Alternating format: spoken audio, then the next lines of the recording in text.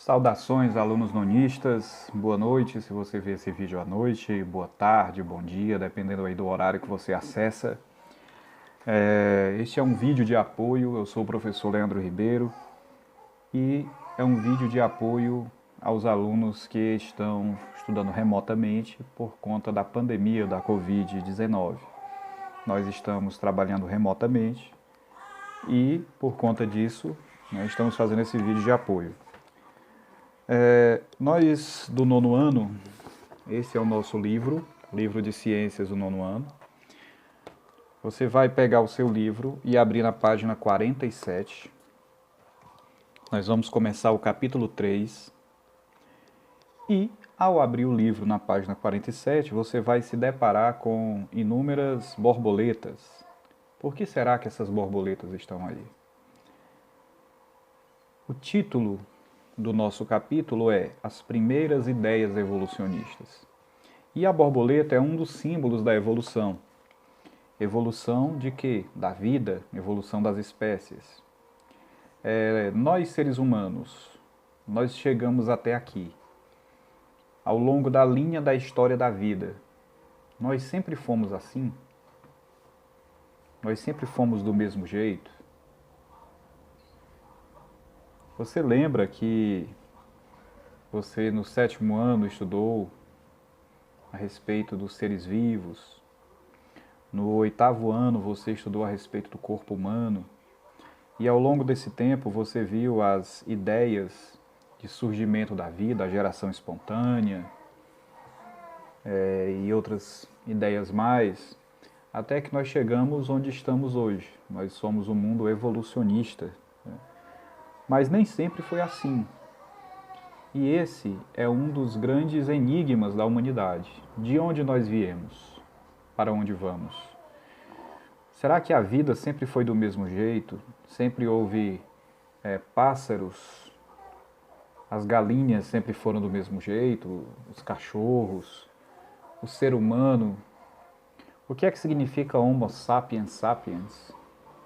E antes do Homo sapiens sapiens, que tipo de outro Homo existiu? Quais tipos, de outros Homos? Nós temos na espécie humana apenas um gênero predominante hoje. É o gênero Homo. E nós somos da espécie Homo sapiens sapiens. Nós somos frutos de um processo evolutivo, mas isso é ciência. Eu sei que algumas religiões dizem diferente, e você, que pensa diferente, que baseia a sua visão com base dentro da visão religiosa de alguma fé que você professe, mas é bom saber que o nosso intuito aqui não é enfrentar a visão religiosa, é mostrar como a ciência explica o surgimento das espécies e como ela justifica que as espécies chegaram até aqui.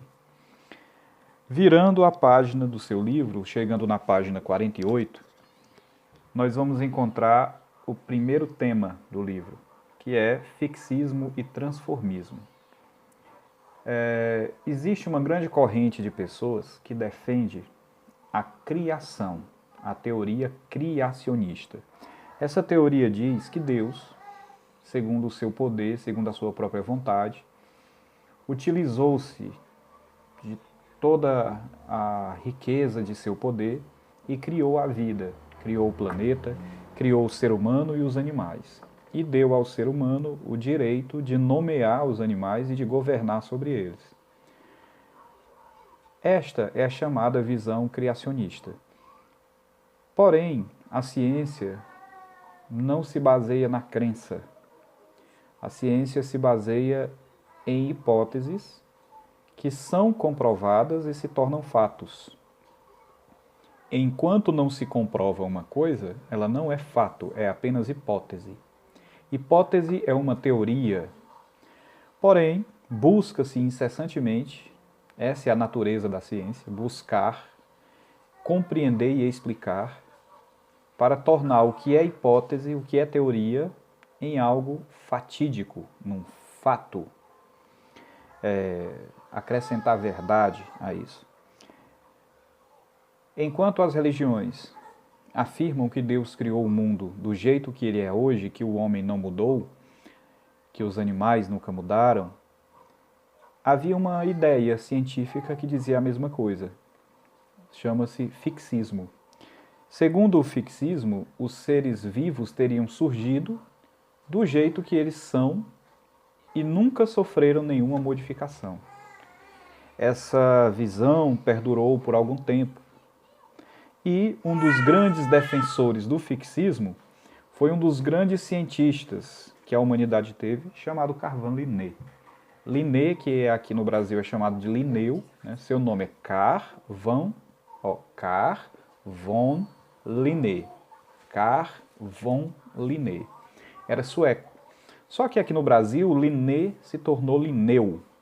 Então, tanto faz você dizer Linneu como Linné. Tá ok. Para quem viveu no tempo de Linneu, o fixismo era predominante e ele, como cientista, também acreditava nisso. Foi Linneu quem deu como uma grande contribuição para a ciência, que é usada até hoje, que é o sistema de classificação dos seres vivos. A nomenclatura binominal, os reinos, os gêneros, etc., foi a base do estudo de Linneu. E Linneu, que viveu entre os anos de 1707 e 1778, então ele viveu aí 71 anos, aproximadamente, Linneu acreditava no fixismo, que as espécies haviam surgido exatamente do jeito que eram. Só que, com o passar do tempo, a ciência foi ficando cada vez mais curiosa e foram sendo encontrados fósseis.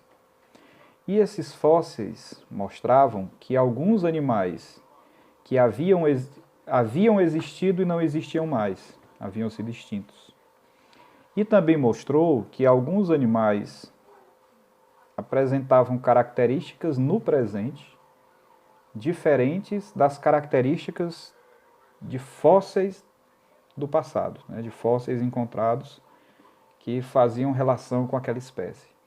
Então, o fixismo acreditava que os seres haviam surgido, não haviam se transformado, e o fixismo passou a defender que os seres que deixaram de existir foram extintos por alguma coisa, mas ele não explicava que coisa era essa. Então a visão do fixismo, de que as coisas não mudam, de que as coisas são fixas, daí a palavra fixismo, querendo dizer que a vida era fixa, não se modificava, começou a ser questionada. E nesse caldeirão de pensamentos científicos, surgiram outros cientistas com uma outra proposta. Nós vamos ter, por exemplo, um geólogo escocês chamado James Hutton, que viveu entre 1726 e 1797, que Hutton defendia outro tipo de teoria. Ele acreditava não no fixismo, ele acreditava no transformismo. O que é o transformismo? É uma ideia que diz que organismos se modificam, que as espécies se modificaram. Com base no estudo dos fósseis, que mostrava o esqueleto dos antepassados de certos seres vivos, com algumas diferenças em relação ao esqueleto dos seres vivos atuais, esses cientistas mostraram que os seres vivos haviam passado por um processo de transformação ao longo do tempo. E por isso chamaram transformismo. Nós podemos chamar também de transmutação das espécies, mostrando que as espécies passaram, sim, por algum tipo de transformação. No meio científico da época, houve muita resistência. Havia uns cientistas que preferiam acreditar no fixismo, outros no transformismo, e essas ideias não deixaram de ser ideias, jamais passaram a ser fatos. Elas continuaram sendo hipóteses, teorias. Só que com o passar do tempo, surgiu outro cientista. E esse cientista, chamado Lamarck, vai criar uma outra teoria. Lamarck acreditava que os seres vivos se modificavam. Agora, a justificativa que Lamarck deu para essa transformação é que chamou a atenção da comunidade científica. O nome de Lamarck era Jean-Baptiste Pierre Antoine de Monnet. Mas ele ficou conhecido como Lamarck, porque ele era também chamado de Chevalier de Lamarck. E ele viveu entre os anos de 1744 e 1829.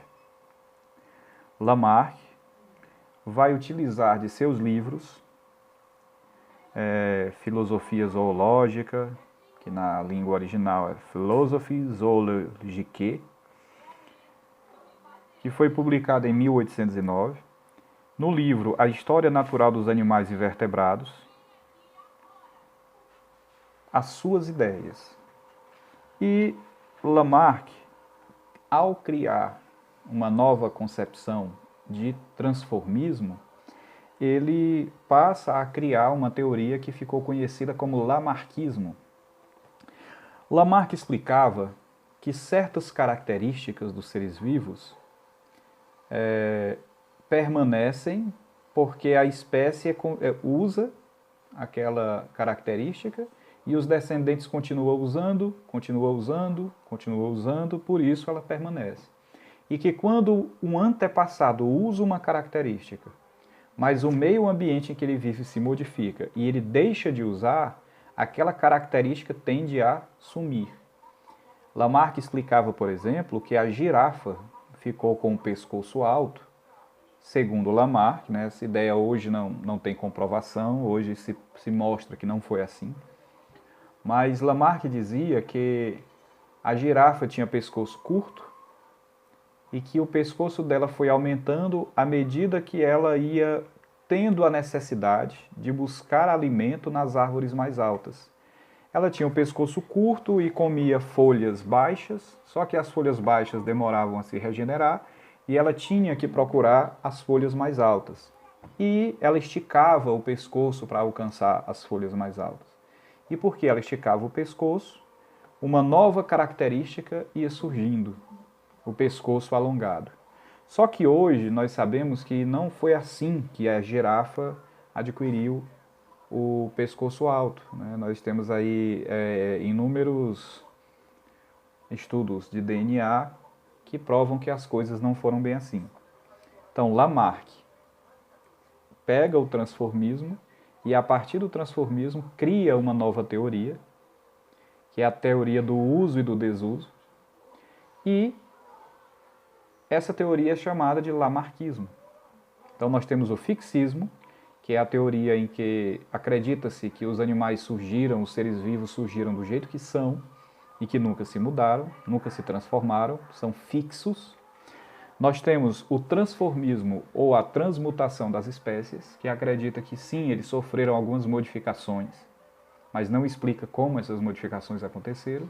E nós temos o Lamarckismo, que se baseia na lei do uso e do desuso. Então, a característica genética é passada para os descendentes porque é usada ou não. Aí eu fico imaginando o seguinte: nós seres humanos hoje, não precisamos mais dos pelos, porque os pelos surgiram para nos proteger do frio. Você já pensou se a gente fosse tudo careca, né? Então, a teoria de Lamarck fez sentido naquele tempo, mas logo depois veio uma outra teoria, e essa outra teoria vai ser objeto do próximo vídeo, de uma próxima aula que eu vou gravar nesses próximos dias.